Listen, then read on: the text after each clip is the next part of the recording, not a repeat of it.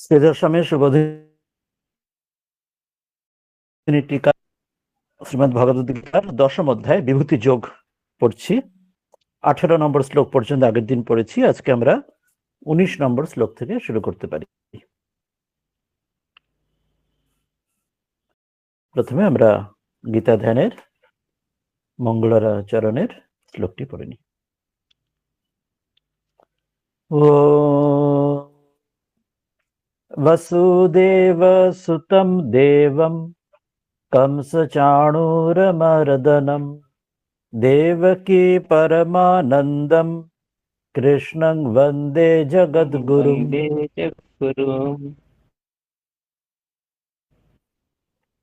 তাহলে আমরা মূল শ্লোকে এবার চলে আসি। আমরা দেখেছি এখানে এই অধ্যায়ের শুরুতে অর্জুনকে তিনি তার বিভূতির বলার সূচনা করেছিলেন এবং এরপর অর্জুন বিস্তারে সেটি জানতে চেয়েছিলেন এবং সেই বিষয়ে তিনি 19 নম্বর শ্লোক থেকে আজকে আমরা সেটিতে দেখব।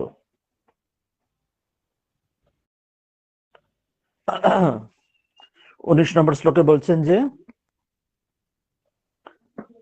18 অধ্যায়ের দুঃখিত 10ম অধ্যায়ের শ্রীকৃষ্ণ উত্তর দেবেন যে অর্জুনের প্রশ্নের উত্তরে যে আমি তোকে বিভূতি বলবো কিছু। तो बोलছেন अपनी विभूतियों को अनंत बतलाकर प्रधान प्रधान विभूतियों को कहने के लिए भगवान की प्रतिज्ञा।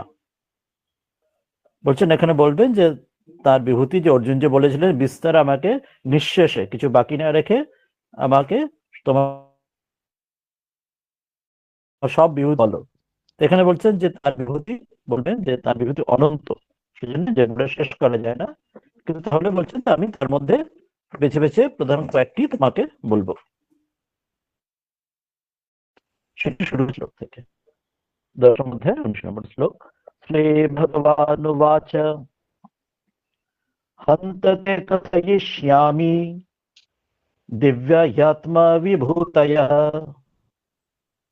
প্রাধান্যথ কুরু শ্রেষ্ঠ নাস্তন্ত্য বিস্তরস্য মে। বলছেন যে হন্ত তে কথয়িষ্যামি দিব্যাঃ হি आत्मा विभूतयः प्राधान्यतः कुरु श्रेष्ठ न अस्ति अन्तः विस्तरस्य मे। বলছেন যে অর্থ কি অর্জুনের এর আগে প্রশ্নের উত্তরে বলছেন যে হে কুরুশ্রেষ্ঠ অর্জুন, হন্ত হন্ত ছিল অব্যয়, বলছেন অর্থাৎ এখন অর্থ আমি তোমাকে সেই অব্যয় রূপে বলছেন অর্থাৎ অনুকম্পা, যে আমরা যেমন বলি যে আমরা কখনো যে আমার বাচ্চারে বা আমার নিজের অনুকম্পা করে যে আমার বাংলায় বা অন্য ভাষায়, তো এটা একটা সেই অব্যয় যে এখন একবার বলবো যে কোনটি না আমার যা দিব্যা আমার যে দিব্য আত্মবিভূতয়, আমার যে বিভূতি ঈশ্বরের যে বিভূতি যেগুলি দিব্য বিভূতি তে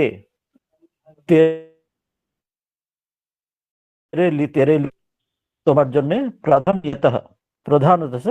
প্রধান প্রধান যে বিভূতিগুলো সেইগুলো কথয়িষ্যামি, সেগুলি সেগুলি তোমাকে বলবো। হি কি কেন বলবো না, বলছেন যে প্রধান গুলো কেন শুধু বলবো, বলছেন মেয়ে আমার যে বিস্তার আছে, আমার যে বিস্তার যে আমার বিভূতির যে সেগুলো অন্তঃ না অস্তি, সেগুলো কোনো শেষ হয় না। আমার বিভূতি কোনো শেষ হয় না, গুণে শেষ করা যায় না, বলে শেষ করা যায় না। সেই জন্য আমার দিব্য বিভূতিগুলোর মধ্যে অল্প কয়েকটি প্রধান কয়েকটাই তোমাকে আমি এখন জানাবো। প্রাধান্যতা প্রধান কয়েকটি বিভূতি তোমাকে বলবো। এরপর এই অধ্যায় শেষ পর্যন্ত দেখব তিনি কিছু বিভূতির কথা বলবেন নানা আঙ্গিক থেকে, এবং সেগুলি খুব বেশি ব্যাখ্যার থাকবে না, শুধু এক একটি বিষয়ের মধ্যে তার যে প্রাধান্যতা সেগুলোর বিষয় তিনি এক এক করে বলতে থাকবেন। আমরা সেগুলো এক একটি করে দেখব। তার আগে আমরা শ্রীধর স্বামীর টিকাতে দেখে নিই আমরা তিনি কি বলছেন এই শ্লোকটিতে? বলছেন আমরা কত নম্বর, আমরা 19 নম্বরে, 18 বলছেন এবং প্রার্থিত সন, এবং প্রার্থিত সন অর্থাৎ যে প্রার্থনা ছিল এর আগের শ্লোক অব্দি 18 নম্বর শ্লোক পর্যন্ত প্রার্থনা, অর্থাৎ আমাকে তোমার যত বিভূতি সব নিঃশেষে একটা বাকি না রেখে সবগুলো আমাকে বলো। তো সেই প্রার্থনার উত্তরে শ্রী ভগবান আছে, ভগবান বলছেন যে হন্ততে কথয়িষ্যামি দিব্যা হি আত্মবিভূতয়ঃ প্রাধান্যতঃ কুরু শ্রেষ্ঠ নাস্ত্যন্ত বিস্তরস্য মে। বলছেন হন্ত ইতি অনুকম্পা সম্বোধনে, এর একটা সম্বোধন করছেন হন্তর দ্বারা, এই কৃপা ভাব, অনুকম্প, অনুগ্রহ, কম্প্যাশন, সেটি তিনি বোঝাচ্ছেন এই অভ্যাস শব্দ দ্বারা। যেমন বললাম যেন বাছা শব্দ দিয়ে দ্বারা যেমন সম্বোধন, সেখানে যেমন অনুকম্পা, কৃপা, ভালোবাসা, প্রেম বোঝানো হয় সেইভাবে।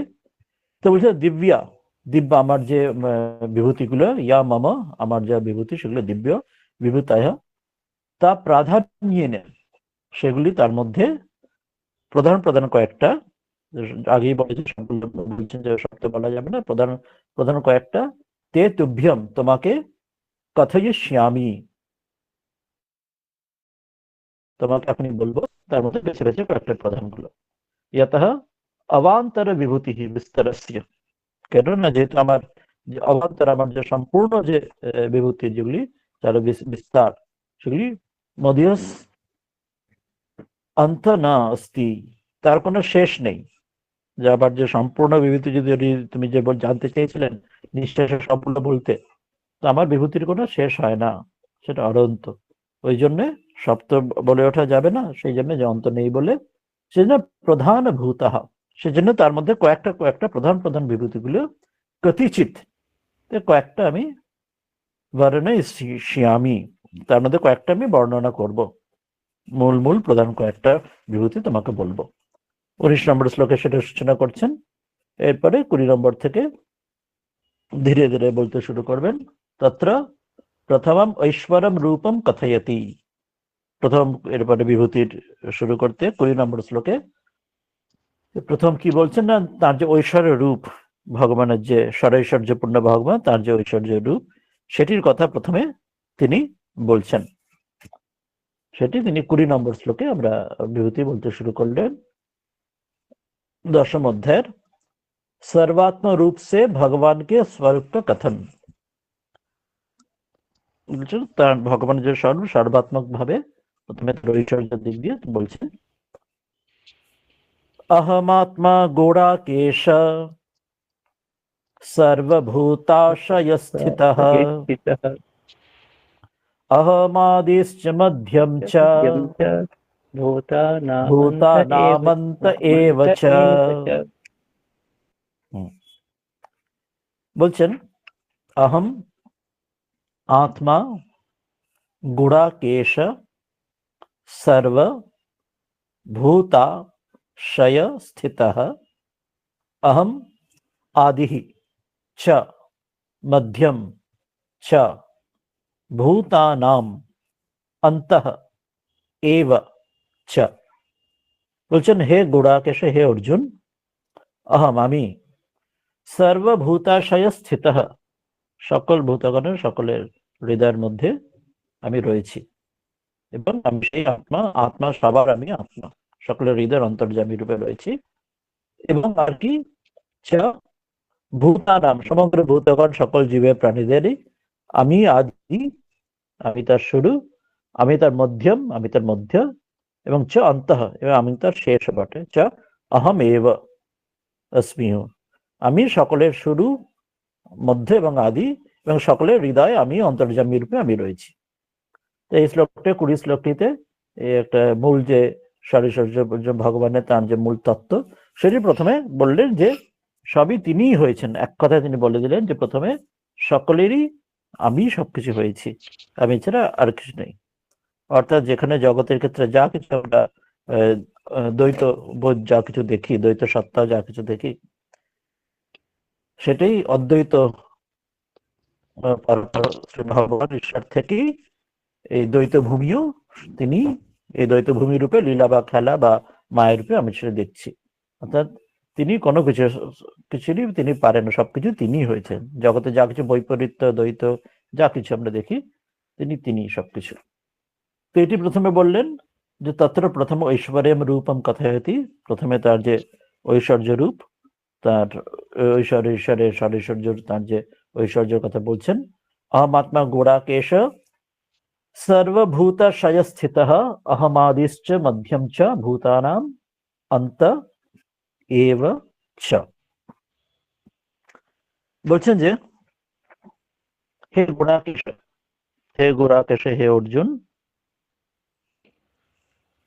সর্বেশাম সকল, ভূতানাম সকল ভূতগণের, সকল প্রাণীজীবীদের, আশয়েষু মানে তার মধ্যে, তাদের অন্তঃকরণে, তাদের হৃদয়ে, অন্তঃকরণেষু সেটা বলে দিচ্ছেন যে তাদের হৃদয়ের মধ্যে অন্তর্যামী রূপেই সর্বজ্ঞত্বাদি, সর্বজ্ঞতা ইত্যাদি, গুণহি ইত্যাদি অন্যান্য সব গুণ, সরৈশ্বর্য পূর্ণ ভগবানের যে গুণের কথা বলা হচ্ছে, তা সেই সর্বজ্ঞ ইত্যাদি অন্যান্য সকল গুণগুলি নিয়েই নিয়ন্ত্রিত্বেন, এবং সেখানে নিয়ন্তা রূপে তিনি নিয়ন্ত্রণ করছেন, কর্মফলদাতা রূপে ঈশ্বর সেখানে রয়েছেন সকলকে, তিনি তার নিজ নিজ কর্মফল অনুযায়ী তিনি তাকে সেই পথে চালিত করছেন, এবং সেই রূপে নিয়ন্ত্রিত্বেন অবস্থিত, সে নিয়ন্তা রূপে তিনি, তার দ্বারা তিনি রয়েছেন সকলের হৃদয় অন্তঃকরণের মধ্যে অন্তর্যামী রূপে। পরমাত্মা অহম, যে আমি সকলের হৃদয়ের মধ্যে, আমি যে পরমাত্মা, এখানে তার সকলের মধ্যেই আমি একই সকলের মধ্যে আছি। এবং এবার তার বিস্তার করে আরো বলছেন যে আদি অর্থাৎ শুরু, অর্থাৎ সকলের যে জন্ম জীবে প্রাণীদের, এবং মধ্যম স্থিতি, এবং তাদের যে পালন হচ্ছে যে জগতে থাকার সময় সেই স্থিতি কালটি, এবং অন্ত তাদের যে নাশ হচ্ছে, বিনাশ, সংহার, সর্বভূতানাম সকল জীব, সকল প্রাণী, সকল হেতু, জন্ম, তারপরে মধ্যে পালন, স্থিতি এবং অন্ত, বিনাশ, সংহার, জন্ম আদি সকল কিছু যে হেতু, কারণ, চ অহম এব ইতি অর্থঃ, আমি সকলের কারণ, আদি কারণ, তার জন্মের, তার অন্তকারণ, তার মৃত্যুর এবং তার স্থিতিরও পালনেরও আমি কারণ, এবং সকলের হৃদয় অন্তর্যামী রূপে থেকে আমি নিয়ন্তা রূপে সকলের স্বামী প্রভু হয়ে আমি তাদের নিয়ন্ত্রণ করছি। তো এটি বললেন, এটা আমরা গীতার একদম শেষ অধ্যায়ে আমরা দেখেছি যে সে 18 নম্বর অধ্যায়, সেখানে তিনি বলছেন যে যন্ত্রারূঢ়ানি মায়ায়া, যে সে পুতুল খেলার, পুতুল নাচের মতো সেখানে হৃদয় থেকে তিনি সকলের কে চালিত করছেন। সে এক জায়গায় ওখানে রয়েছে, এবার ওখানে বিস্তারিত ব্যাখ্যাগুলো আছে যে চালিত করলে তাহলে জীবের সেখানে তাহলে জীবের স্বাধীনতা কতটুকু আছে, সে কি করতে পারে না পারে, তাহলে তার কর্মের, তার ফলে দোষ আছে কিনা ইত্যাদি সেখানে প্রসঙ্গগুলো এসছে। এখানে শুধু এক একটি বিভূতি বলছেন বলে এখানে কোনো বিস্তারে ব্যাখ্যায় যাবেন না। সেখানে উদাহরণ নেওয়া আছে, আমরা জানি কথার মধ্যে সে একটা উদাহরণ আছে যে সে গরুকে যেমন সে খুঁটিতে বেঁধে রাখা, তো খুঁটিতে বেঁধে রাখা অবস্থায় সে গরুটা যতদূর, দড়িটা যতদূর যায় তত মধ্যে গরু কিন্তু বদ্ধ, মানে সেই দড়ির যতদূর তার দৌড় আছে তার বাইরে সেখানে কিন্তু গরুর মুখ বাড়িয়ে ঘাস খেতে বা যেতে পারে না। কিন্তু ওইটুকু এলাকার মধ্যে যেটুকু তার খুঁটি যতদূর বড় বা ছোট আছে, সেইটুকুর মধ্যে যেটুকু ঘাস আছে সেইটুকু খাওয়ার কিন্তু তার অধিকার, বা সেটুকু আপেক্ষিক স্বাধীনতা তার আছে, খাওয়া বা না খাওয়া, যে যা যা করবেন না সেখানে ওইটুকুর মধ্যে। অর্থাৎ আমাদের যে স্বাধীনতা যেটি, সেটা সেই অর্থে সেটি আপেক্ষিক, রিলেটিভ, ডিপেন্ডেন্ট, যে আমাদের ওই একটা সীমার মধ্যে আমরা কতটা কি করতে পারি বা না পারি, সেটা জীবের সত্যতম রজ অনুযায়ী বা পাপ পুণ্য শুভ অশুভ অনুযায়ী, যেমন সেই গরু চাইলে সে ঘাস খেতে পারে তার ওই এলাকার মধ্যে, নাও খেতে পারে, অথবা ছোট বাছুরের মতো সে যদি ওই দড়িটা নিয়ে পাক দিতে থাকে, তাহলে সে ওই সেই রশ্মির মধ্যে ওই আটকে গিয়ে, বা সেই যে লাঠি দণ্ডের মধ্যে জড়িয়ে গলায় আটকেও যেতে পারে, সেটাও হতে পারে। অর্থাৎ সত্যতম রজে আমাদের যে স্থিতিতে থাকবো সেটুকু নিজের ওইটুকু আপেক্ষিক স্বাধীনতা রয়েছে সেখানে, এবং সেই অনুযায়ী কর্মফল ঈশ্বর দিচ্ছেন। আর তার বাইরে, সেই দড়ির বাইরে আমরা সেখানে ঈশ্বরের ইচ্ছাতে আমরা চালিত হচ্ছি, সেখানে আমাদের হাত নেই। তো সেই জন্য এটা বলে দিলেন যে তিনি সকলের হৃদয়ে রয়েছেন এবং জন্ম আদি মৃত্যু এবং পালন সবকিছু তারই হাতে। এরপরে তিনি এক একটা করে স্পেসিফাই করে এক একটা উদাহরণ করে দেবেন এবং তার মধ্যে বিস্তারে তিনি বলবেন। অনেকগুলো বেশ উদাহরণ পরপর আসবে। এগুলো এক একটা করে শুধু খুব বেশি ব্যাখ্যা থাকবে না, শুধু অর্থগুলো দেওয়া থাকবে। এগুলি আমরা আগে বলেছি, এগুলো ওই মানে পাণ্ডিত্য ব্যাখ্যার অতটা মূল জরুরি নয়। যেটা জরুরি হচ্ছে যে সেখানে আমাদের ঈশ্বরের সর্বভূত ঈশ্বর দর্শন রূপে আমাদের ধ্যানের বা আমাদের দৈনন্দিন জীবনের ক্ষেত্রে সেটি প্রয়োগ, সেটি জরুরি। যেটা কথার ভিতরে রয়েছে যে যেখানে যেখানে সেই কোনো কারোর মধ্যে যেখানে কোনো গুণ ইত্যাদি আছে, যেমন ঈশ্বরেরই তিনি সে তার মধ্যে সে মধ্যে দিয়ে আবির্ভূত হচ্ছেন, বা তারই কৃপাতে যে কোনো মানুষের বড় গুণ বা যা কিছু থাকে তারই ঈশ্বরেরই বিভূতি সেটি। তো এই বোধটি এখানে নানা অঙ্গিকে তিনি দেখাবেন। ইদানিং বিভূতিহি কথায়তি, এখন বিভূতিগুলো এক একটা করে অনেকগুলো বলবেন। ইয়াবদ অধ্যায় সমাপ্তিহি, এই অধ্যায়ের শেষ পর্যন্ত তিনি এরপরে বিভূতি বলতে থাকবেন, এক একটা করে বেশ কয়েকটি উদাহরণ দেবেন। তো আমরা শুরু করি। আমরা 21 নম্বর শ্লোক থেকে বিভূতি আজকে 2-3টে আমরা কয়েকটা পড়বো, শুধু অর্থ থাকবে, খুব বেশি ব্যাখ্যা থাকবে না। প্রথমটিতে বলছেন 21-এ বিষ্ণু আদি বিভূতিও কা কথন, বিষ্ণু ইত্যাদি অন্যান্য যে বিভূতি তাদের বিষয়ে বলবেন। তো বলছেন আদিত্যানামহং বিষ্ণুঃ জ্যোতিষাং রবিরংশুমান মরীচির্মরুতামস্মি নক্ষত্রাণামহং শশী।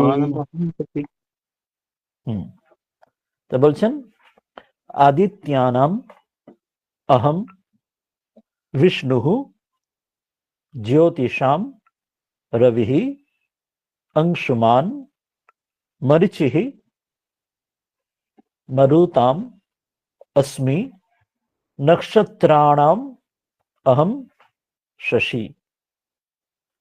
বলছেন যে হে অর্জুন, অহম আমি, আদিত্যানাম যে আদিত্যদের মধ্যে, এখানে বলে দিচ্ছে না অদিতির 12 পুত্রের মধ্যে বিষ্ণু দেবতার কথা এখানে মনে করিয়ে বলছেন যে তার মধ্যে যে বিষ্ণু তিনি হচ্ছেন, এবং জ্যোতিষাম যে জ্যোতি যেখান থেকে জ্যোতিষ যা কিছু সেই তার মধ্যে অংশমান যেখানে অর্থাৎ কিরণ, যাতে রে লাইট দেওয়া, যে রবি বা সূর্য সেটি আমি, অস্মি সেটি আমি, অহম। আর কি মরুতাম মানে 49 বায়ু, 49 সে বায়ুর মধ্যে বায়ুর দেবতাদের মধ্যে মরিচি রূপে যে তেজ সেটি আমি। আর নক্ষত্রাণাম নক্ষত্রদের মধ্যে শশী যে অধিপতি যে চন্দ্রমা সেটিও আমি। তেজ দেখছি তলাতে কি লেখা আছে একটু পড়ে নি। বলছেন 49 मरुतों में नाम से मरीचि नाम कहीं भी नहीं मिल रहा है, অর্থাৎ ওনার মরিচিদের যে সংখ্যা যে দেওয়া আছে তাদের মধ্যে এই নাম কিন্তু তাদের মরিচি নামটা পাওয়া যায় না। অতः मरीचि को मरुत नाम मानकर समस्त मरुत गणों का तेज या किरणे माना गया है। বলছেন তাদের যে লিস্ট দেওয়া আছে তার মধ্যে কিন্তু মরিচি নামে কোনো একজনের নাম দেওয়া নেই। সেজন্য এইভাবে আমরা ব্যাখ্যা নিতে পারি যে যে এই মরিচি যে তিনি বলছেন যে মরুদদের মধ্যে তাকে বিশেষ নাম না করে, মনে না করে, তাকে সমস্ত মরুদগণের তাদের যে তেজ বা কিরণ এইভাবেও আমরা নিতে পারি, এইভাবে আমরা ভাবতে পারি, যেহেতু ওই মরিচির নামে কোনো পাওয়া যাচ্ছে না তাদের যে লিস্টের মধ্যে। তো ওই জন্য এখানে এইভাবে বলছেন 49 বায়ু দেবতার মধ্যে তার যে তেজ বায়ুর সেই অর্থেও নেওয়া যেতে পারে। তো এবার আমরা দেখি শ্রীধর স্বামী তিনিও অল্প করে বলবেন, বললাম ব্যাখ্যা থাকবে না বলে শুধু অনুবাদ অর্থটা দিয়ে দেবেন। ইদানিং বিভূতি কথায়াতি, এবার বিভূতিগুলি শুরু করছেন এই শ্লোক থেকে। ইয়াবদ অধ্যায় সমাপ্তি, এই অধ্যায়ের শেষ পর্যন্ত অনেকগুলো আঙ্গিক থেকে বিভূতির কথা বলতে থাকবেন। এটা বলছেন আদিত্যানাম অহং বিষ্ণু জ্যোতিষাম রবিরংশুমান মরিচির মরুতামস্মি নক্ষত্রাণাম অহং শশী। বলছেন আদিত্যানাম যে দ্বাদশ আদিত্যের কথা বলা হয়, 12টি আদিত্যের কথা বলা হয়, 12 জন আদিত্য দেবতা অদিতির পুত্র রূপে যখন বলা হলো 12 আদিত্য রূপে কাশিত সেই আছেন সেই 12 দ্বাদশ আদিত্য বিভিন্ন স্থানে। তো তাদের মধ্যে বলছেন দ্বাদশানাম মধ্যে বিষ্ণুর বামন অহম, বলছেন তাদের মধ্যে বিষ্ণু রূপ যে আদিত্য বা বামন রূপ, তারা একটি নাম বলছেন বামন রূপ আদিত্য আছেন। আমরা যেহেতু এখানে পাণ্ডিত্য বা ওইদিকে যাব না বলে ব্যাখ্যা শিখে আমরা সেখানে 12 জন আদিত্য, তাদের সংখ্যা কি, মানে তাদের কে কে ছিলেন, তাদের নামগুলো কি, সেগুলো তাদের বিস্তারে, তাদের মধ্যে এটার কি কি ঘটনা বা পুরাণ কাহিনী, অত কিছু বিস্তারে যাচ্ছি না। এটা শুধু আমরা উদাহরণ স্বরূপে সকলের মধ্যে যে তাকে মনে করা, তো সেই অর্থ হিসেবে আমরা শুধু অর্থগুলো নিয়ে নেবো, খুব বিস্তার আমরা যাবো না। এখনো তাই বলে দিচ্ছেন যে 12 জন আদিত্যের মধ্যে বিষ্ণু বা বামন রূপ যে আদিত্য, তিনি বলছেন তার মধ্যে তার প্রকাশ যেন তার যাতে বেশি, অর্থাৎ তিনি পোটেনশিয়ালি সকলের মধ্যে বিভূরূপে সর্বত্র। যেমন সে বিদ্যাসাগর প্রশ্ন করেছিলেন কথার মেতে যে তিনি কি, তার কি শক্তি কাউকে কম শক্তি কাউকে বেশি শক্তি দিয়েছেন, বলছে তা নয় তো কেন, নাহলে তোমার কি দুটো সিংহ দিয়েছে, তোমাকে দেখতে আসছে যে কেন অন্যকে ছেড়ে, তুমি এত দয়া বিদ্যা আছে, কেউ কেউ সবার কাছে ভয় পালে, আবার কেউ অন্যকে হারিয়ে দেয় ইত্যাদি যে বলছেন। তো সেটি হচ্ছে যে যে তিনি বিভূরূপে তিনি সর্বত্র রয়েছে, কিন্তু শক্তির প্রকাশ, শক্তির ভেদ কম বেশি প্রকাশ। তো এখানে বিভূতি অর্থাৎ এখানে যখন বলছেন সেখানে তিনি যেখানে যেখানে তার শক্তির প্রকাশ বেশি, সেখানে ম্যানিফেস্টেশন বেশি। Each soul is potentially divine, সকলের মধ্যে পটেনশিয়ালি আছে, কিন্তু religion is the manifestation of divinity already in man, যেখানে সেটা ম্যানিফেস্টেশন হচ্ছে এবং বেশি হচ্ছে, সেইগুলো এখানে বিভূতি রূপে তাদের এখানে আলাদা করে আইডেন্টিফাই করে বলে দিচ্ছেন। ওই জন্য 12 জনের মধ্যে বিষ্ণু বা বামন রূপে একজনকে বললেন। এরপরে জ্যোতিষ বললেন, জ্যোতিষাম মানে যারা প্রকাশমান, যেখানে যারা প্রকাশ হচ্ছে, জ্যোতি মানে লুমিনোসিটি, লাইট, যেখানে যাকে অন্ধকার দূর করে যারা, সে প্রকাশ যেখানে হচ্ছে, তাদের মধ্যে কোনটি, জ্যোতি যেমন আমরা জানি আগুন দিয়েও অন্ধকার দূর হয়, প্রকাশ আসে, প্রদীপের আলোতেও হয়, আজকাল টিউবলাইটে হয়। তো সেখানে ওই যে বলছেন যে এই প্রকাশ যা কিছু দিয়ে হয় তাদের মধ্যে মধ্যে অংশুমান বিশ্ব व्यापक व्यापक रश्मि युक्त रवि सूर्य अहम, বলছেন অংশমান যে রশ্মি যুক্ত, সানলাইট বা সানরে আমরা বলি, সূর্যের কিরণ, তো সেই কিরণ যুক্ত বিশ্বব্যাপী, শুধু তিনি সর্বত্র ছড়িয়ে, কোনো জায়গায় তার বাদ যায় না, সমগ্র বিশ্বব্যাপী তার কিরণ তার ছড়িয়ে পড়ে। তো সেই যে যে রবি যে অংশমান, যে সূর্য কিরণের যে সূর্য, তিনি হচ্ছেন যে আমি, তাদের মধ্যে আমি হচ্ছি। অর্থাৎ সেটাই ওই ওই অ্যাসপেক্ট থেকে যেমন বলা হলো যে লাইটের অনেক সোর্স আমরা যেমন দেখি, দিনে রাতে সন্ধ্যায়, চাঁদও একটা লাইটের সোর্স, হালকা হতে পারে, আর অন্যান্য প্রদীপের আলো, মশালের আলো, আজকের দিনের ইলেকট্রিকের আলো, কিন্তু তার মধ্যে যদি এই সর্বোচ্চ এইভাবে বিস্তারে সমগ্র বিশ্বব্যাপী সূর্য কিরণের দ্বারা দিচ্ছেন, সেই রবি সূর্য, তাকে বলছেন তিনি আমি, যারা আলো দেয় তাদের মধ্যে।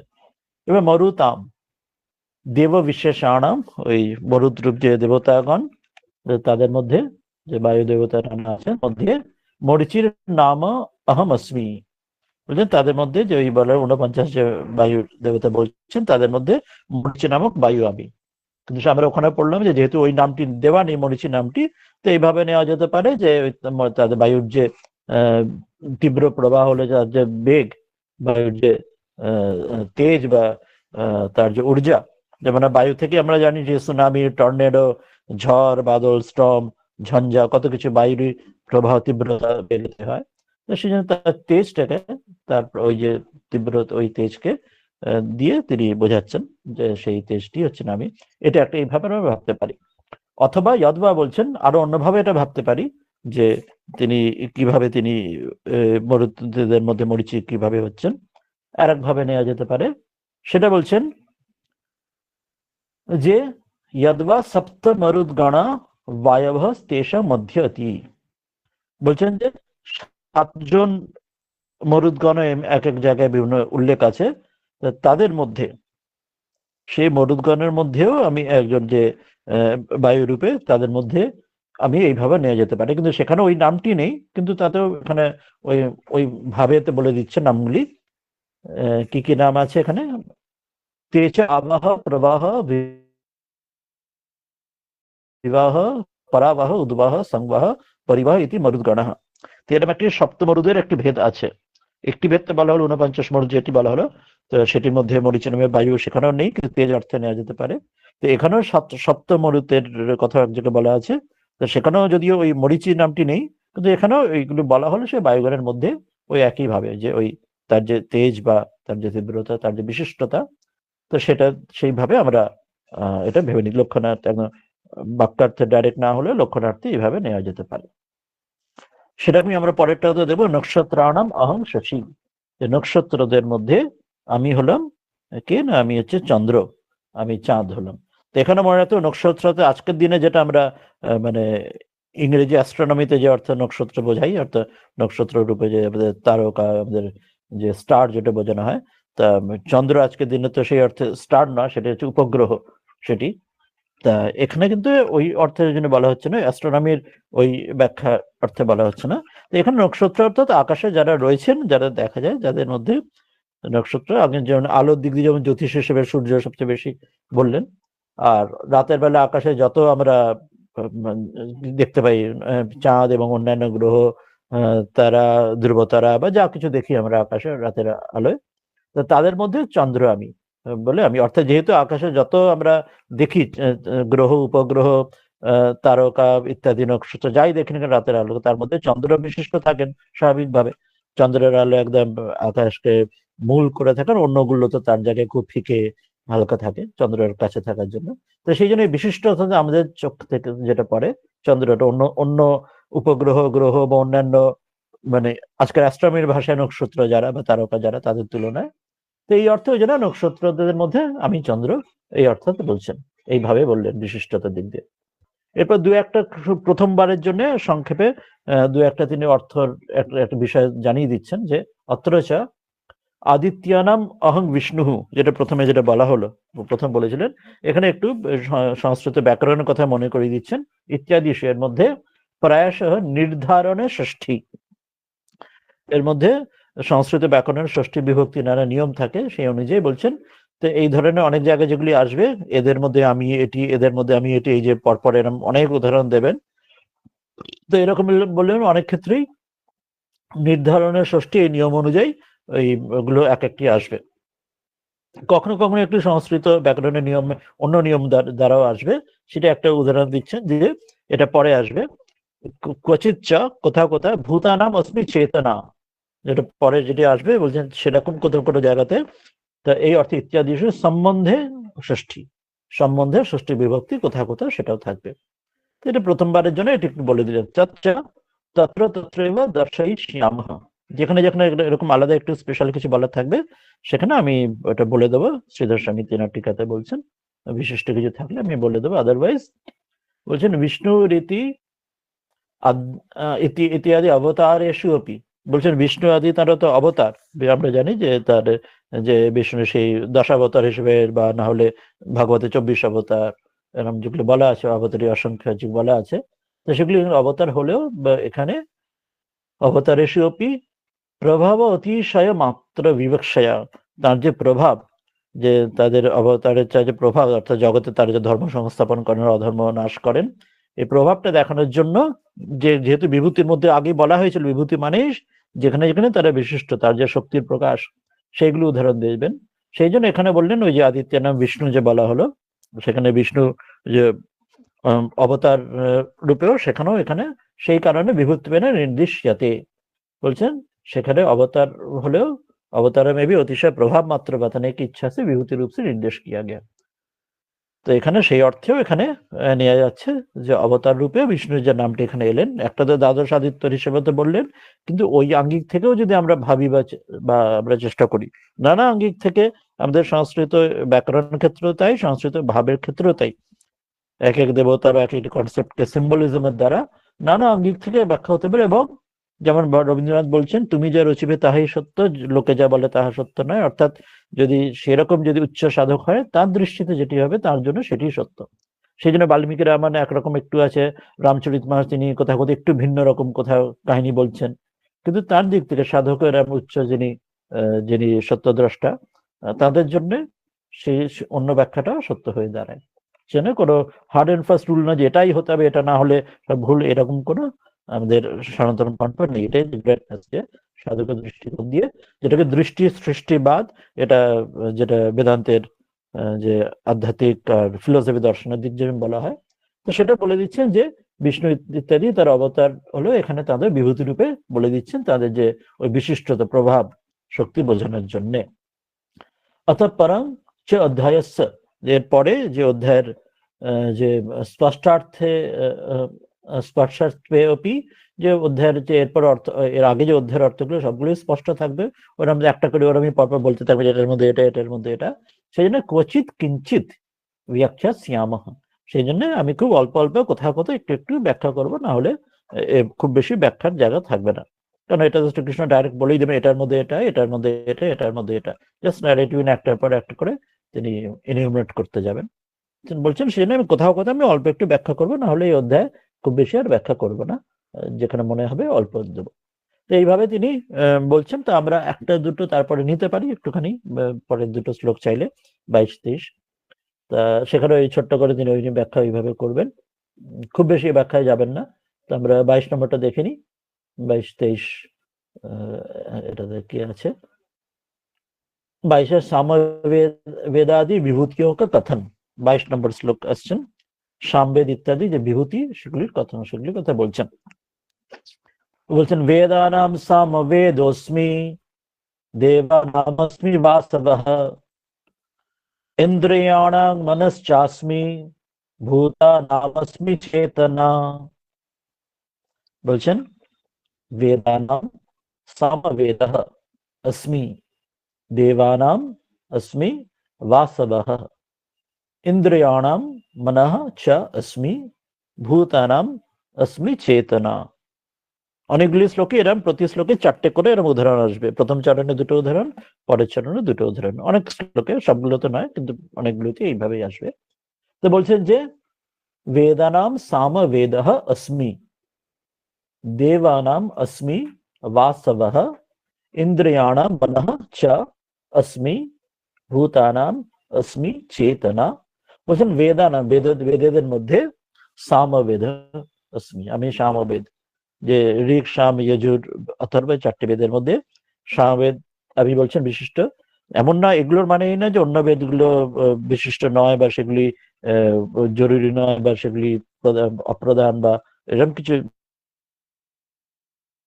অর্থ নয়। এখানে হচ্ছে অর্থ প্রত্যেকটার মধ্যে একটা কোনো একটা আঙ্গিক দেখে সেটাকে তিনি বড় করে তুলছেন। এই কারণে সামবেদের ক্ষেত্রে যেমন সামবেদগুলো গান করা হয়, অর্থাৎ অন্য এগুলো যেমন মুখস্থ বলা, জাস্ট পোয়েট্রি বলা, আমরা যেমন স্বাভাবিকভাবে সাধারণ মানুষের ক্ষেত্রে যদি বলে প্রোজ, পোয়েট্রি আর সং, কোনটা তার কাছে মনের মধ্যে বেশি দোলা জাগে, বেশি টান জাগে। প্রোজ হলে খুব কঠিন কঠিন গদ্য ভাষাতে অনেক কঠিন মনে হবে, পদ্যটা তার চেয়ে সহজ হয়ে যায়, একটু মুখস্থ করা, মনে রাখা, ভাবে দিক দিয়ে আরো ভালো লাগে। এবার যদি সেটা গীত হয়, গান হয়, তাহলে তো আরো এই সোনায় সোহাগার মতো সেটা সবচেয়ে ভালো লাগে, প্রাণে দোলা লাগে। তো সেই জন্য এখানে সামবেদ যদি গান করা হয়, তো সেই জন্য এখানে যেন 3টের মধ্যে তিনি এইটাতে জোর দিলেন যে আমি যেন সমবেত, কিন্তু অন্যগুলো অপান্ত তা নয়, কিন্তু এই অর্থে তিনি জোর দিচ্ছেন এই বিভূতির উদাহরণ দেখানোর জন্য, বিশিষ্টতা দেখানোর জন্য। দেবানাম, দেবতাদের মধ্যে বাসবহ, বাসব অর্থাৎ আমি হচ্ছে দেবতাদের মধ্যে আমি যে ইন্দ্র, যে অর্থাৎ দেবরাজ ইন্দ্র, তার বাসব নাম, সেই জন্য বলছেন দেবতাদের রাজা তিনি আমি। ইন্দ্রিয় নাম, আর ইন্দ্রিয়দের মধ্যে আমার যে অন্তঃকরণ এবং বহিরিন্দ্রিয়, কর্মেন্দ্রিয়, জ্ঞানেন্দ্রিয়ের মধ্যে, তার মধ্যে মন अस्मि, কারণ যেহেতু মনই অন্যদের চালনা করছে। যেমন সেই আমাদের ঘোড়ার যে উদাহরণে যে লাগাম যেটি আছে, ওই রথের উদাহরণে লাগামটি হচ্ছে মন, আর অন্য ঘোড়াগুলি হচ্ছে অন্যান্য ইন্দ্রিয়, আমাদের কর্মেন্দ্রিয় ইত্যাদি। তো সেই রকম হচ্ছে, যেহেতু লাগাম দিয়ে অন্য ইন্দ্রিয়গুলোকে চালনা করা হয়, তো সেই জন্য মন অন্য ইন্দ্রিয়ের চেয়ে ঊর্ধ্বে বা তার চেয়ে শ্রেষ্ঠ, উচ্চতর স্থানে রয়েছে।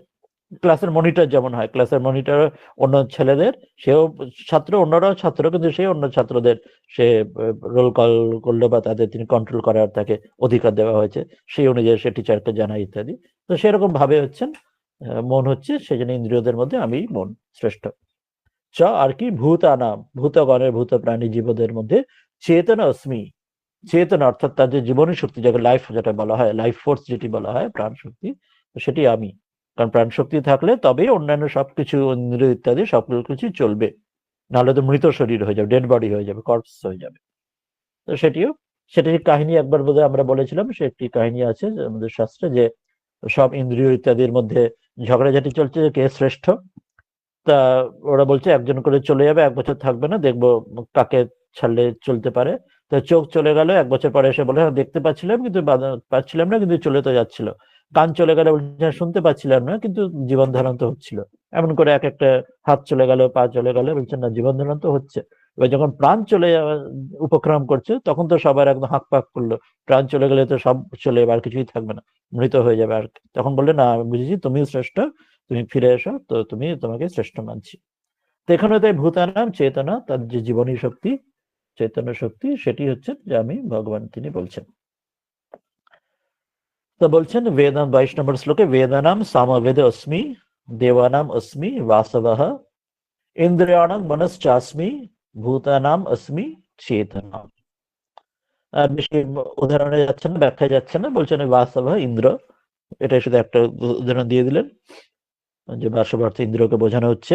আর কি, ভূতানাম সম্বন্ধীন চেতনা, যে ভূতেদের সম্বন্ধে, যে জীবেদের প্রাণীদের সম্বন্ধে তার যে চেতনা, বলতে কোনটি না, জ্ঞান শক্তির অহম অস্মি, যে আমি সেই জ্ঞান শক্তি, যার দ্বারা ওরা জ্ঞান যুক্ত থাকে, নাহলে তো সে অজ্ঞান থাকবে, বা নাহলে মৃত হয়ে যাবে যদি সেটি না থাকে।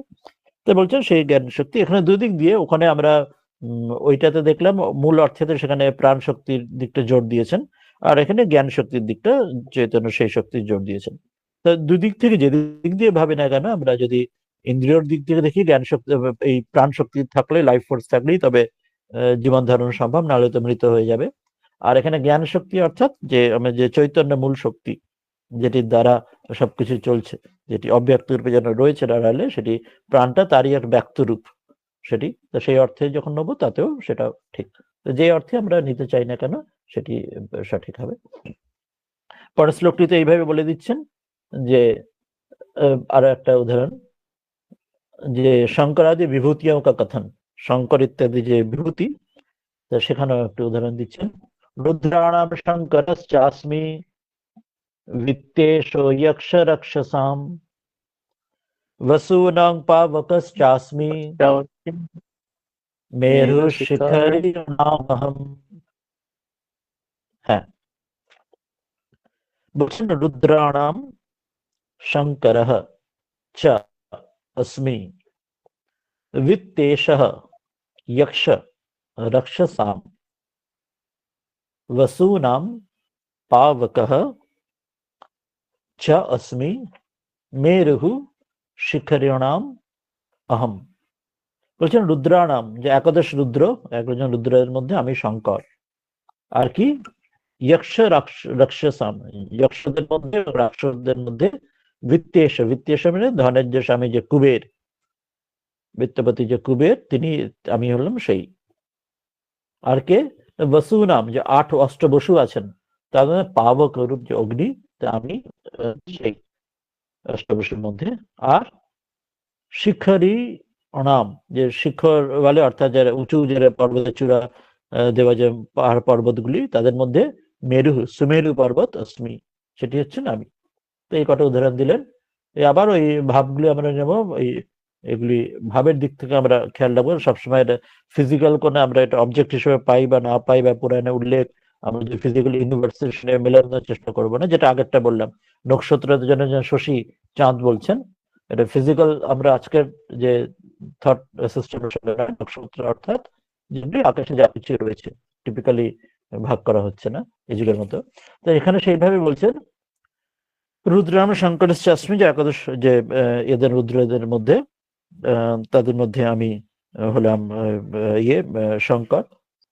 তা সেখানে আর ওই বিস্তারে ব্যাখ্যা এখানে দিচ্ছেন না আর শ্রীধর স্বামী, যে আগেই বলেছেন যে বিস্তারে যাবেন না। রুদ্রদের মধ্যে আমি শঙ্কর। আর রাক্ষসানামপি, রাক্ষসদের মধ্যে ক্রুরত্বাদি, ক্রুরত্বাদি সাম্যাদি যক্ষহি, বলছেন যে ক্রুরতা, রাক্ষসরা অত্যন্ত ক্রুর হন, আর যক্ষরা, বলছেন রক্ষসদের ক্ষেত্রে এই ক্রুরতা আদি, তাদের সমানতা আছে, সেখান থেকে রক্ষসদের ক্ষেত্রে তারা ক্রুর হতে পারেন। তো সেই জন্য যে যক্ষ এবং রাক্ষস দুজনে একসঙ্গে নেওয়া হলো দুটোকে, এবং তাদের মধ্যে যক্ষই সহ একীকৃত্য, সেই জন্য তাদের এক করে নিয়ে, রাক্ষস এক করে নিয়ে নির্দেশ, সেইভাবে নির্দেশ করা হচ্ছে। তাদের মধ্যে রাক্ষস এবং রাক্ষসদের মধ্যে তেষার মধ্যে বিত্তের যে রাজা কে না কুবের, কুবের রশ্মি, তা আমি হচ্ছেন সেই কুবের। তো ওই জন্য সেই রাক্ষস একসঙ্গে নেওয়া হলো, যে যেহেতু তাদের ওই ক্রূরতার ওই কারণটিতে তাদের মধ্যেও রাক্ষসরা অনেক ক্রূর হতে পারেন প্রয়োজনে, সেই কারণে। যে আমরা সেই মহাভারতের কাহিনী জানি, যেখানে সেই অর্জুন ইত্যাদি 5 ভাই জল খেতে যাচ্ছেন, সেখানে এক যক্ষ তিনি বলছেন যে জল খেও না আমার প্রশ্নের উত্তর না দিয়ে, নাহলে তোমাদের মেরে ফেলবো। তো সেখানে তো উদাহরণে তিনি পরীক্ষা নিতে চাইছিলেন যুধিষ্ঠিরের, কিন্তু তাই হলো, সেখানে সব ভাইরা মরে গেল, আর তখন যুধিষ্ঠির এসে উত্তর দিলেন, তখন আবার তাদের পুনর্জীবিত করলেন। তো এখন বলছেন তাদের ক্ষেত্রে, যক্ষের ক্ষেত্রে এমন তাদের ভাব হতে পারে ক্রূরতা, সেই জন্য রাক্ষসদের মধ্যে একসাথে তাদের বলা হলো রাক্ষস এবং ক্রূর। আর সব মিলিয়ে তিনি বিত্তেশ যে কুবেরকে তিনি বিভূতিতে বলছেন আমি। পাবক অগ্নি, পাবক অর্থাৎ বসু না অষ্টবসুর মধ্যে যে আমি পাবক, পাবক অর্থে সেটা এক কথার সাথে বলে দিলেন, পাবক অর্থে তিনি অগ্নিকে কেন বোঝানো হচ্ছে। আর কি শিখরী নাম, যে পর্বত যারা চূড়ো আছে, যেসব পর্বত উঁচু উঁচু শিখরবান পর্বতের মধ্যে, শিখরী নাম শিখরবতাম উচ্ছ্রিতানাম আচ্ছা উঁচু উঁচু যে শৃঙ্গ দেয়া, উঁচু চূড়ো দেওয়া, যেমন বর্তমান যুগে যেমন এভারেস্ট ইত্যাদি আমরা বলি, কাঞ্চনজঙ্ঘা ইত্যাদি বলি, তাদের মধ্যে মেরুহু, তাদের মধ্যে যে মেরু পর্বত, সুমেরু পর্বত, সেটি আমি। সেটা সেই সময় নমেনক্লেচার অনুযায়ী তিনি এই শব্দগুলো বলছেন। তা সেটার সঙ্গে আমরা বললাম যে বর্তমান যুগের ক্ষেত্রে আমরা ফিজিক্যাল আমাদের কোনো ব্যাখ্যা বা সেটার সঙ্গে আলোচনার বা সামঞ্জস্য দেখার প্রয়োজন নয়, আমাদের ভাবের দিক থেকে আমাদের নেবার। তা এটা 23 অব্দি এতটা হলো। আর কি আমরা এগোবো না এখানে কোনো আলোচনা বা প্রশ্ন এখানে নাকি শেষ করব? পরেরগুলো এরকমই ছোট ছোট করেই থাকবে। পরেরটা কি যাব কি কেউ কিছু চাইবেন কিছু বলতে, বা আরেকটা নেবো? পরেরটা তাহলে নেওয়ার চেষ্টা করি একটুখানি আরো। এগুলি বললাম সবগুলো এই টাইপের ছোট্ট ছোট্ট আছে। 24-এ বলছেন বৃহস্পতি আদি বিভূতিও কা কথন, বৃহস্পতির প্রসঙ্গ আসবে এবং ইত্যাদি আরো অন্যান্য বিভূতি। পুরোধসাং চ মুখ্যম মাম বিদ্ধি পার্থ বৃহস্পতিম, সেনানীনামহং স্কন্দঃ সরসামস্মি সাগরঃ। এখানে বলছেন পুরোধসাম চ মুখ্যম মাম বিদ্ধি পার্থ বৃহস্পতিম, সেনানীনাম অহম স্কন্দঃ সরসাম अस्मि সাগরঃ।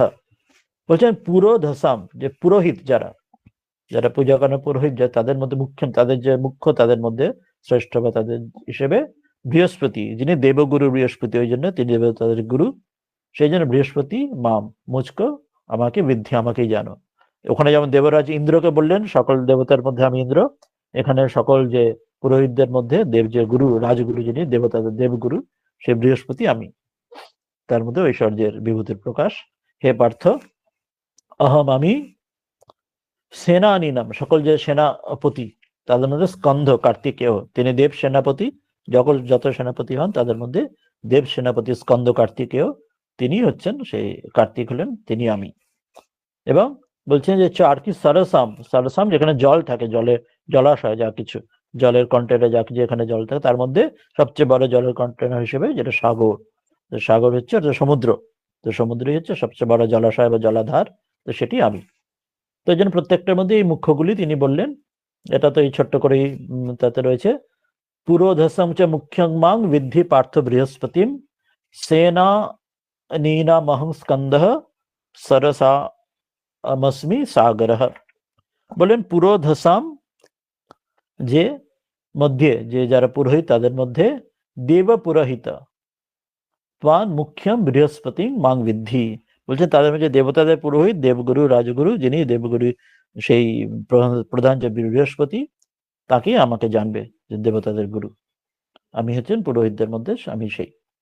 এবং সেনানী নাম, যা যে সকল যারা সেনানী, যারা সেনাপতিগণের মধ্যে, কোনজন সেনাপতি না মধ্যে দেব সেনাপতি, এখানেও তাই দেবতাদের যিনি সেনাপতি, যে সর্বশ্রেষ্ঠ যিনি, তার শৌর্য বীর্যে, সে স্কন্ধ অহমস্মি, স্কন্ধ সেই রূপ কার্তিকেয় আমি।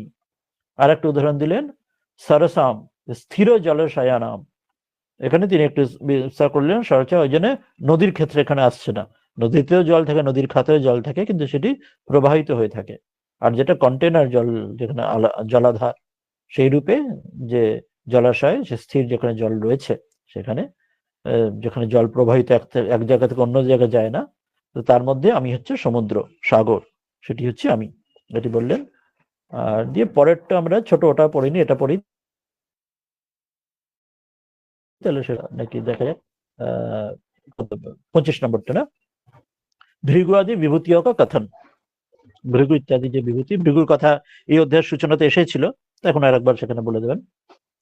মহর্ষিণাং ভৃগু অহম গিরামস্ম্যেকমক্ষরম যজ্ঞং জপ যজ্ঞস্মি স্থাবরাণাং হিমালয়ঃ। তো এখানে স্থাবর বলে আরেকটি বিশেষ এলো, বলছেন মহর্ষিণাম ভৃগু অহম গিরাম अस्मि एकम अक्षरम अक्षरम यज्ञानाम जप यज्ञः अस्मि স্থাবরাণাম হিমালয়ঃ। এটির মধ্যে একটু সুন্দর একটি ভাব আসছে। বলছেন আমি মহর্ষি নাম, সকল যে মহর্ষি, আগে যেটা এসেছিল ভৃগুর কথা বলেছিলেন, এই সপ্ত ঋষির কথা বলেছিলেন, তার মধ্যে ভৃগুর প্রশ্ন এসেছিল। তো এখানে বলছেন তাদের মধ্যে আমি ভৃগু, অর্থাৎ তাদের মধ্যে শ্রেষ্ঠ। ভৃগু কিরকম শ্রেষ্ঠ, সেই একটা এই কাহিনী আছে না, সেই ভৃগু, বিষ্ণুর বুকে ভৃগুর পাদ চিহ্ন রয়েছে, সে কাহিনী যে কে শ্রেষ্ঠ, একটা যে ওই পুরাণের কাহিনীতে আছে, যে তো তাতে ভৃগুর কথা বিশেষ বলা আছে কাহিনীতে। তো এখানে তাকে বিশেষ করে বলছেন যে তিনি, আমি সকল এদের মধ্যে আমি হলাম ভৃগু, সকল মহর্ষিদের মধ্যে যে মহাজয় ঋষি। এবং গিরাম, গিরাম অর্থাৎ শব্দ, যত শব্দের মধ্যে একম অক্ষরম, একম অক্ষরম কোনটি না, ওমকার, যে ওমকার যে প্রণব, সেটি হচ্ছে সে প্রণব ওমকার, সেটি আমি, ওই জন্য সকলের মধ্যে শ্রেষ্ঠ যেটি ওমকার, যে কোনো আমাদের মন্ত্রের সবকিছুতে শুরুতে সেটা প্রণব দ্বারা পঠিত করা হয়, এবং গায়ত্রীর ক্ষেত্রে যেমন আছে। তা সেই বিশিষ্ট তার যে স্থানটি, তো ওঙ্কারকে বলা হলো। আর যজ্ঞ নাম, সকল প্রকার যজ্ঞ যত হয়, এটি একটা খুব বড়, বলছেন জপযজ্ঞ, যে জপ যেটি করা, সেটি যত যজ্ঞ আমরা হয়, অন্যান্য হোম যজ্ঞ যা করা হয় বা সেবা যজ্ঞ ইত্যাদি করা হয়, কিন্তু জপযজ্ঞ হচ্ছে তার মধ্যে শ্রেষ্ঠ, তো এটি তিনি মনে করাচ্ছেন। আর কি স্থাবর আনাম, আগে যেমন স্থির থাকা জলাশয়ের মধ্যে সমুদ্র বলেছিলেন, এখানে স্থির থাকা যে যারা রয়েছে স্থাবরাম, যা কিছু স্থাবর রয়েছে জগতের মধ্যে, তার মধ্যে আমি হিমালয় পাহাড়, কেন হিমালয়ের মধ্যে অচল রয়েছেন। আগে শিখরের দিক দিয়ে তিনি সুমেরু বলেছিলেন, অর্থাৎ যারা উচ্চতার দিক দিয়ে বলেছিলেন, যে যাদের শিখর উচ্চ চূড়ো আছে, তাদের মধ্যে আমি সুমেরু পর্বত। আর এখানে বলছেন অন্য অ্যাসপেক্ট থেকে বলছেন, এখানে বলছেন যে যা কিছু জগতে স্থির আছে, যেমন উদ্ভিদ স্থির থাকে, গাছ স্থির থাকে, যে প্রাণী যারা তারা চলাফেরা করে, কিন্তু গাছ তো চলাফেরা করে না, সেরকম পাহাড় এক জায়গায় স্থির থাকে। তো এই জন্য বলছেন যা কিছু স্থির রয়েছে তাদের মধ্যে হিমালয় হচ্ছে যে সবচেয়ে বড়, যিনি অচল অটল রূপে রয়েছেন, তো ওই জন্য আমি সেই হিমালয়। তো এটি বললেন। এটার পরে আর এগোবো 26-এ, নাকি শেষ করবো? আর কেউ বলবেন কিছু আলোচনা থাকলে? 26, 27 না, কেউ না কিছু থাকলে আর একটুখানি সময় আছে, একটুখানি আর নেবো, কেউ আলোচনা করলে চলে আসবো। অশ্বত্থ আদি বিভূতিও কথন, এরপরে আরো দুই একটা বিভূতির কথা বলছেন 26 নম্বরে। অশ্বত্থ সর্ববৃক্ষাণাং দেবর্ষীণাং চ নারদঃ গন্ধর্বাণাং চিত্ররথঃ সিদ্ধানাং কপিলো মুনিঃ। বলছেন অশ্বত্থ সর্ববৃক্ষাণাং দেবর্ষীণাং চ নারদঃ গন্ধর্বাণাং চিত্ররথঃ সিদ্ধানাং কপিলঃ মুনিঃ। আর উদাহরণ দিচ্ছেন সকল গাছেদের, সর্ববৃক্ষাণাম, তাদের মধ্যে আমি অশ্বত্থ গাছ, পিপল বৃক্ষ। এই গীতাতে পরে 15 নম্বর অধ্যায়ে আসবে, ঊর্ধ্বমূলম অধঃ শাখম করে অশ্বত্থ কথা আসবে। তো সেই অশ্বত্থ গাছ বলছেন সকল বৃক্ষের মধ্যে সেই অশ্বত্থ গাছ রূপে বৈশিষ্ট্যপূর্ণ, বিশিষ্ট, শ্রেষ্ঠ আমি। দেবর্ষি নাম, যেমন মহর্ষিদের মধ্যে তিনি ভৃগুর কথা বলেন, রাজর্ষি জনক বলা হয়, সেরকম দেবর্ষি যারা যারা দেবতা বটে, ঋষি বটে, তাদের মধ্যে নারদ হলেন, আমি হলাম নারদ। গন্ধর্বাণাম, যে গন্ধর্বদের মধ্যে তাদের যে রাজা, গন্ধর্বদের রাজা চিত্ররথ, সেটি আমি।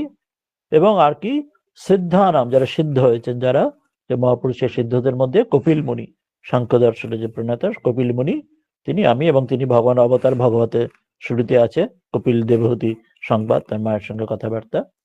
তা সেই কপিল মুনি, তা তিনি আমি হলেন সকল যে সিদ্ধ পুরুষ তাদের মধ্যে আমি কপিল মুনি। বলছেন যে অশ্বত্থ সর্ববৃক্ষাণাং দেবর্ষীণাং চ নারদঃ গন্ধর্বাণাং চিত্ররথ সিদ্ধান কপিলো মুনিঃ।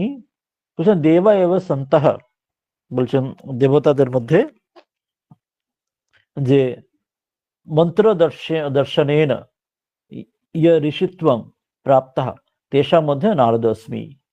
বলছেন যারা দেবতা, কারণ সাধারণত দেবতা তারা কি তারা মন্ত্রদ্রষ্ট ঋষি হয় না, দেবতারা তাদের ভোগের মধ্যে থাকেন বলে অন্যান্য সব দেবতাদের ক্ষেত্রে, কিন্তু কেউ কেউ তাদের মধ্যে রেয়ার, যেমন তিনি দেবতা হয়েও তিনি মন্ত্র দর্শন, তার ঋষিত্ব লাভ করেছেন। ঋষি মানে তিনি সত্যদ্রষ্টা, মন্ত্রদ্রষ্টা।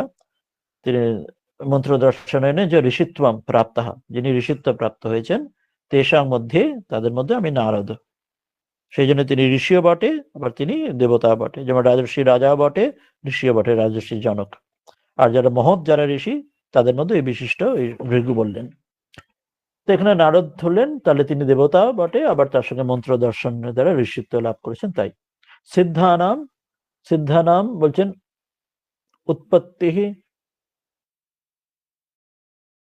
অধিক তপ পরমার্থ তত্ত্বানাং মধ্যে কপিল আখ্যা মুনি अस्मि। বলছেন সিদ্ধানাম, বলছেন আরেকটা ছেড়ে গেল মাঝখানে, এটাতে দেওয়া নেই, যে ওই মানে আর বলেননি আর কিছুগুলো। ওই গন্ধর্বদের মধ্যে আমি চিত্ররথ নামে গন্ধ, বৃক্ষদের মধ্যে কপি, পিপিল, অশ্বত্থ, এখানে আর ব্যাখ্যা আর বলছেন না। তো সিদ্ধানাম যাদের উৎপত্তিতঃ যে উৎপন্ন, যারা উৎপন্ন হয়ে, তথা উৎপন্ন হতেই এব অধিগত পরমার্থ তত্ত্বানাং। বলছেন যারা উৎপন্ন হই, যারা অর্থাৎ এখানে বিশিষ্ট করে বলছেন যারা, অর্থাৎ তারা জন্ম থেকেই যারা সিদ্ধ, এই অর্থে বলছেন নিত্য সিদ্ধ যারা, সেই অর্থে বলছেন সিদ্ধানা মানে উৎপত্তিতে, তারা উৎপত্তি হয়ে অর্থাৎ জন্ম থেকেই কপিল মুনি ওই জন্যই আছে, তিনি মাকে তিনি শিক্ষা দিচ্ছেন, আর ওই জন্মেতে তার বলা আছে জন্মের পরে। তো সেই জন্য উৎপত্তিতে এবার অধিগত পরমার্থ, তারা জন্ম থেকেই তারা পরমার্থ তত্ত্ব, তারা প্রথম থেকেই তারা সিদ্ধ পুরুষ। তাদের মধ্যে এমন যারা রয়েছেন, তাদের মধ্যে কপিল আখ্যা মুনি अस्मि। তো কপিল যে মুনি, তো কপিল মুনি সেটি ভগবতে তার উল্লেখ করা আছে, তো আমি সেটি হলাম। এটা ওই জন্য বিশ্বাস করে বললেন। পরেরটা আর এগোবো কিনা, এরমই একটা একটা করে আসবে। পরেরটা 27 নম্বরে উচ্চ শ্রব আদি বিভূতিও কা কথন, উচ্চ শ্রব ইত্যাদি যে বিভূতি, অন্যান্য আরো কয়েকটি বিভূতি, সেটি আসছেন। এটা তাহলে আমরা দেখে নিই। এখানে উচ্চ শ্রব সমাস, হ্যাঁ বলুন। মানে কপিল মুনি কেন উনি বললেন শ্রেষ্ঠ? ওই যে বলা হলো মানে সিদ্ধ যারা, সিদ্ধ অর্থ মানেই হচ্ছে যে সিদ্ধর বিষয়টির মানেই হচ্ছে যারা, যেটা বলা হলো যারা জন্ম থেকেই যারা সিদ্ধ, যার পরমার্থ তত্ত্বজ্ঞ, এমন মানুষের মধ্যে তিনি কপিল মুনিও একজন আছেন। তো ওই জন্য তাকে কপিল মুনিকে এখানে নেওয়া হলো। তিনি এটার মধ্যে বিশিষ্ট, অর্থাৎ এরকম আরো একাধিক পুরুষ আছেন। তো কপিল মুনি ভাগবতে তার উল্লেখ আছে শুরুতেই, আর তিনি সাংখ্য দর্শনে তিনি বিশিষ্ট, এবং ভাগবতের যে অবতারদের মধ্যে কপিল মুনি বিশেষ করে তাকে তার কথা জানানো হয়েছে। তো সেই জন্য এটা খুব বিশিষ্ট, সিদ্ধদের মধ্যে তাকে কপিল মুনি নেওয়া হচ্ছে। আরো একাধিক আছেন, কিন্তু ইনি যেহেতু অত্যন্ত বিশিষ্ট কপিল মুনি, তিনি তার সাংখ্য দর্শন রয়েছে বলে সাংখ্য, তারপরে তিনি বেদান্তের, সাংখ্য যে দ্বৈত পুরুষ প্রকৃতি, তার উপর বেদান্ত তিনি রয়েছেন। তো সেই জন্য এইটা একটা বিশেষ রয়েছে, তা এটা করে নেওয়া হচ্ছে। এবং বলতে পারতেন, হ্যাঁ, কাকে? সুখদেব জন্ম থেকে সিদ্ধ। হ্যাঁ, বলতে পারে, কিন্তু সুখদেব আরো পরের হচ্ছে না। তিনি তো সুখদেব মানে তো তিনি ব্যাসদেবের পরে, অর্থাৎ তিনি ক্রোনোলজিক্যালিও তিনি অনেক পরে, বহু পরে। মানে ব্যাসদেব তিনি দাপর যুগের এই সময় রয়েছেন, এই সময় যে সময় এটা গীতা বলা হচ্ছে, ব্যাসদেবের পুত্র, মানে আরো পরের হবে, তিনি আরো জুনিয়র হচ্ছেন অনেক। হ্যাঁ, একটু জুনিয়র রয়েছেন বলে সেখানে ওই জন্য এখানে নেওয়া হচ্ছে না। হুম সেই কারণে এখানে ব্যাসদেবকে মানে সুখদেবকে না নিয়ে এনাকে নেওয়া হচ্ছে। হুম তো আজকে আমাদের সময় শেষ হয়ে গেলে আজকের পরের শ্লোকে যাওয়ার দরকার নেই। আজকে আমরা 26 এখানে শেষ করি নাকি? তবে ওই কারণটা ওইটাই বলা হলো, সুখদেবকে না নিয়ে আমরা কপিল মুনি এই জন্য নিচ্ছি। আমরা তো 26 অব্দি নিলাম, তাহলে আজকে আর সময় তো হয়ে গেল, আর কি পরের শ্লোকে যাবো না দরকার নেই, ছেড়ে দিই। হুম ছোট্ট যদিও খুবই ছোট। আমরা কোনটা নিলাম? 26 27 নিয়েছি। 27টা ছোট্টগুলো নিয়ে নিতে পারি, একটু যা প্রশ্ন কারো প্রশ্ন রয়েছে নাহলে নিয়ে নেবো, ছোট্ট যেহেতু আছে। উচ্চ শ্রব আদি বিভূতি যোগ কথন বলছেন, উচ্চ শ্রব সমশ্বানাং বিদ্ধি মামৃতোদ্ভবম ঐরাবতম গজেন্দ্রাণাং নরাণাং চ নরাধিপম। বলছেন উচ্চে শ্রবসম অশ্বানাম বিদ্ধি মাম অমৃতোদ্ভবম ঐরাবতম গজেন্দ্রাণাম নরাণাম চ নরাধিপম। অশ্বানা মানে ঘোড়াদের মধ্যে অমৃত উদ্ভব, যে অমৃত যারা উৎপন্ন করে, সেই যে উচ্চ শ্রব যে ঘোড়া, সেটি আমি। গজেন্দ্র নাম যে হাতিদের মধ্যে, ঐরাবত নামে হাতি আমি। নরানাম মানুষের মধ্যে, নরাদিত্য রাজা, যে রাজাকে মানে যে কোনো রাজা শেখে সকল মানুষদের মধ্যে, তাকে আমাকে বললে জানো। এটা দিয়ে তাহলে শেষ করি। বলছেন যে উচ্চ শ্রব সমশ্বানাং বিদ্ধি মামৃতোদ্ভবম ঐরাবতম গজেন্দ্রাণাং নরাণাম চ নরাধিপম। বলছেন অমৃতার্থ ক্ষীরোদ্ভিমথনাৎ উদ্ভূত উচ্চ শ্রবস নামাশ্রম বিভূতি।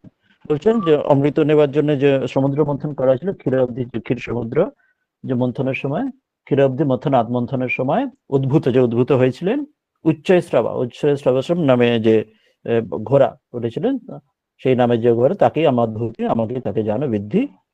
আর কি আরো ওইভাবে অমৃতের সময় সেই সমুদ্র মন্থনেই অমৃত উদ্ভাবন ইতি এতদ ঐরাবতম। সেখানে আর ঐরাবত বলেও যে হাতিও যে উঠেছিলেন, সেখানেও একইভাবে তাকেও সম্বন্ধীয় নেবে, সেখানেও আমি হচ্ছেন সেই ঐরাবত রূপে আমাকে জানবে। আর কি বলছেন যে সম্বন্ধিয়াতে আর নরাধিপম রাজা নাম মাং বৃদ্ধি, যে আর আমাকে রাজা বলে সকল নরদের মধ্যে যে আমার রাজা, তাকেই জানে। এটা দিয়ে তারা শেষ করছে 27। হ্যাঁ, এটাই তাহলে আমরা আজকে মনে হয় এতটাই করি, আর তো দরকার নেই, সময় হয়ে গেছে।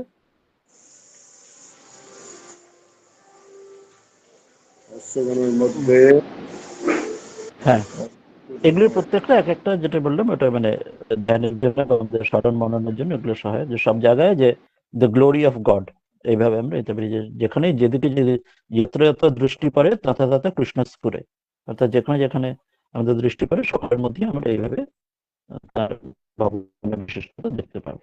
এরকম আরো উদাহরণ আমরা নিজেরও ভেবে নিতে পারি এই যুগের মতো করে, যেখানে কিছু আছে সেখানে বড় কিছু জানবো তিনি ভগবানই ওই রূপে প্রকাশিত হচ্ছে। তাহলে আমরা এখানে আজকে শেষ করি।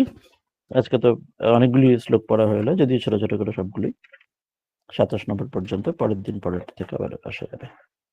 কারোর কোনো প্রশ্ন আলোচনা থাকবে না হলে শেষ করিনি।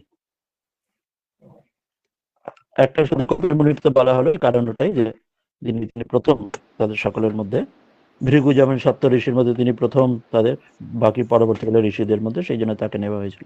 এখানেও তাই, যে তিনি প্রথম বলে তাকে নেওয়া হলো। তো বলছেন যে শেষ করি তাহলে এই মন্ত্র শেষ, এই শ্লোকটি দিয়ে, প্রণাম মন্ত্র দিয়ে। কারোর প্রশ্ন নেই তো কোনো?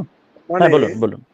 যে এই বিশ্বের যত কিছু ভালো আছে, যত কিছু মুনিদের মধ্যে বলুন, গাছের মধ্যে বলুন, বিশ্বের যত কিছু ভালো আছে, সেটা আমি।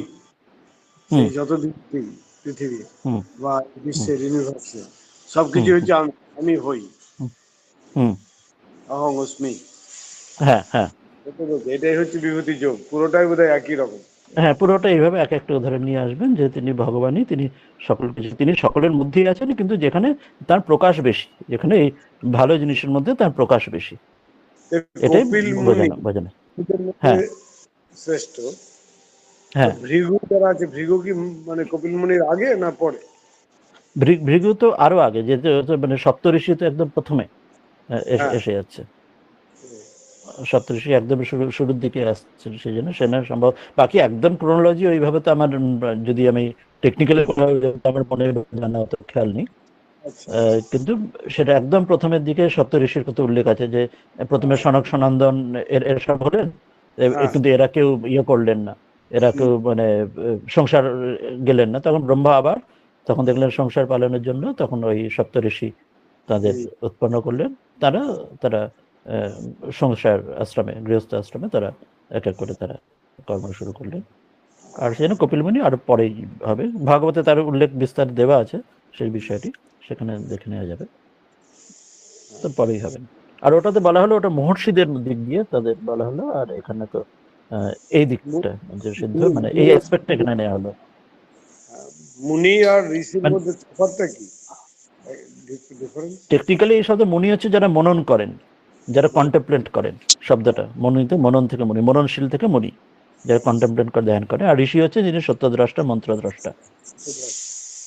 ওই ঠিক যেমন একটা প্রথমে মেরুকে নেওয়া হলো, তারপরে একে নেওয়া হলো, হিমালয়কে নেওয়া হলো, ওই একই দুটো অ্যাঙ্গেল থেকে নেওয়া হলো। যেমন উচ্চ পর্বতের দিক থেকে মেরু বলা হলো, আবার যেগুলো স্থাবক সকলে স্থির হয়ে যারা আছে তাদের দিক থেকে হিমালয় নেওয়া হলো। তো ওইরা মানে দুটো অ্যাসপেক্ট থেকে, মানে একই বস্তুরই এক একটা অ্যাসপেক্ট থেকে শ্রেষ্ঠতা দেওয়া হচ্ছে। যেমন বলে না, যে রাঁধে সে চুলো বাঁধে, তো সেরকম তাকে একটা এক এক মানুষকে তার এক একটা অ্যাসপেক্ট থেকে তাকে এক একটা আঙ্গিকে তাকে চেনা বা বলা বা ভাবা বা চিন্তা করা যায়। তো ওই জন্যই তিনি সিদ্ধা হিসেবে কপিল নিলেন, আবার এখানে তিনি এটি নিলেন। মহারাজ, হ্যাঁ বলুন। যারা সত্যদ্রষ্টা তারাও তারাও কি মনন করেন না? তারা কারা? তারা তো তারাও তো মনন করেন, যারা সত্যদ্রষ্টা। হ্যাঁ হ্যাঁ, সে তো আছে আছে। তাই এটা হচ্ছে তাদের ক্ষেত্রে ওই দিকটা জোর দেওয়া হচ্ছে, মানে এক একটা অ্যাসপেক্টে জোর দেওয়া হচ্ছে। যেমন ভগবানের ক্ষেত্রে এখানে নানা জায়গায় সুরিত, মিত্র ইত্যাদি কথা বলা আছে। ছোট ছোট পার্থক্য আছে। মিত্র হচ্ছে ফ্রেন্ড হিসেবে, সুরিত হিসেবে, সবগুলোই একই উদাহরণ অর্থ বোঝাচ্ছে। পরে আর অন্য জায়গায় আছে, আমরা গীতাতে দেখেছি, পরে পড়বো। তা সেখানে অর্থ, ওই বন্ধুর অর্থ আছে, কিন্তু সামান্য ছোট্ট ছোট্ট যে পার্থক্যগুলো আছে। তো এখানে যারা মননশীল বলে তাদের মননশীলতার যে ক্যারেক্টারিস্টিক্স, সেই বিষয়টিতে জোর দেওয়া হচ্ছে বলে তাদের মুনি বলা হচ্ছে। আর যাদেরকে দুর্বাসা ঋষি, যেখানে বা দুর্বাসা কখনো মুনিও বলা হয়, কখনো জানি, কখনো দুর্বাসা মুনি বলি, কখনো দুর্বাসা ঋষিও বলা হয়। মানে এরকম অন্যদের ক্ষেত্রে তাই আছে, ভৃগু মুনিও বলা হয় কখনো, ভৃগু ঋষিও কখনো বলা হয়। তো সেই জন্য ঋষিদের কথা স্পেসিফিক হয়ে যাচ্ছে যারা মন্ত্র দ্রষ্টা। তা ঋষিরা ডেফিনেটলি তাদের মনন তো থাকছেই, মননের দ্বারাই তো শ্রবণ মনন নিধিধ্যাসন সেও করে তারা ঈশ্বর কৃপায় তারা ঋষি হয়েছেন। মনন তাদের মধ্যে তো, তাদের তো ন্যাচারাল তাদের মধ্যে আছেই। আর মুনিদের ক্ষেত্রে মুনি ঋষি হতেও পারে, নাও হতে পারেন। তিনি এখনো এখনো অন দ্য ওয়ে, হয়তো স্টেজে থাকতে পারেন, এখন হয়তো ঋষিত্ব নাও লাভ করতে পারেন, আবার করতেও পারেন। সেটা নির্ভর করছে কোন মুনির ওপর নির্ভর করবে। সেই জন্য এরকম সূক্ষ্ম পার্থক্যগুলো এসে যাবে। তার মুনির ক্ষেত্রে মননশীলতাটাই মুখ্য, তিনি ঋষিত্ব নাও লাভ করতে পারেন। আর যিনি ঋষি, তার তো মননশীলতা আছে তো বটেই, ছিল তো, তবেই তো তিনি এই ঋষিত্বে পৌঁছেছেন। তার আর মননশীলতাটা আর অনেক আর বলার আর দরকার লাগে না, তিনি আরো হায়ার ক্লাসে চলে গেছেন সেইভাবে যদি আমরা বলি বা ভাবি। তারও ওই জন্য ঋষির দিকটা তাকে উল্লেখ করা হচ্ছে। তো এই, তাহলে এখানে শেষ করবো আমরা। আর কোনো কারোর প্রশ্ন আলোচনা না হলে ঠিক আছে, তাহলে এই মন্ত্রটা পড়ে নি, এটা পড়ে আমরা শেষ করি গীতা ধ্যানের এই শ্লোকটি। আর কেউ কিছু বলার নেই তো? ও मूकं करोति वाचालं पङ्गुं लङ्घयते गिरिं यत्कृपातमहं वन्दे परमानन्दमाधवम्।